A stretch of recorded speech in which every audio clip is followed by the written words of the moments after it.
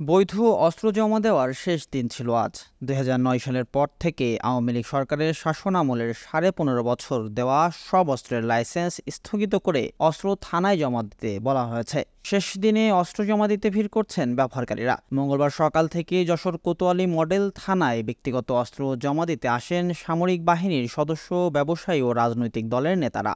এদিন বেলা ২টা পর্যন্ত থানায় ৯৩টি অস্ত্র জমা পড়েছে। অস্ত্র জমা দেওয়ার পর নিরাপত্তাহীনতার কথা জানিয়েছেন অনেকেই। পরিস্থিতি স্বাভাবিক হলে দ্রুত অস্ত্র ফেরত দেওয়ার দাবি জানান তারা। সরকার নির্দেশনা দিচ্ছে যে আমাদের যে বৈধ আর্মস আছে এইগুলো ৩ তারিখের মধ্যে জমা দিতে হবে, লাইসেন্স সহ, গ্লোবাল সহ।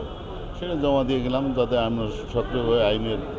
সরকার এটা জমা নেওয়ার জন্য আমাদের আদেশ করছেন, এই জন্য আমরা দিচ্ছি।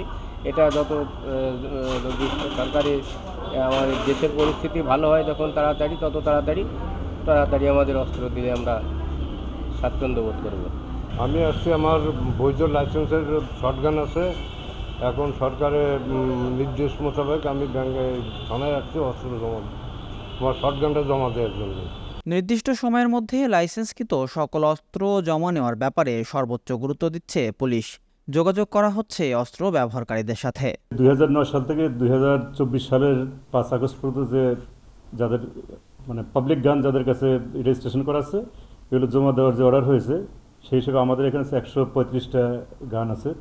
তো তার ভিতরে সামরিক আছে কিছু আর পাবলিকের আছে কিছু। তো যেগুলো এই পর্যন্ত জমা হয়েছে 93 আর কি, 93টা। তো 93টা আর বাদ বাকি যেগুলো আছে সেগুলো হয়তো আজকের দিন যেহেতু সময় আছে, আমরা সর্বশেষ দিকে প্রায় জমা হয়ে যাবে আর কি। পুলিশ জানিয়েছে সদর উপজেলায় লাইসেন্সকৃত অস্ত্র রয়েছে ১৩৫টি। এর মধ্যে একনালা ও দোনালা শটগান ৯২টি, পিস্তল রিভলভার ২৩টি ও রাইফেল রয়েছে ১৯টি। Raihan Siddique, voice of tiger.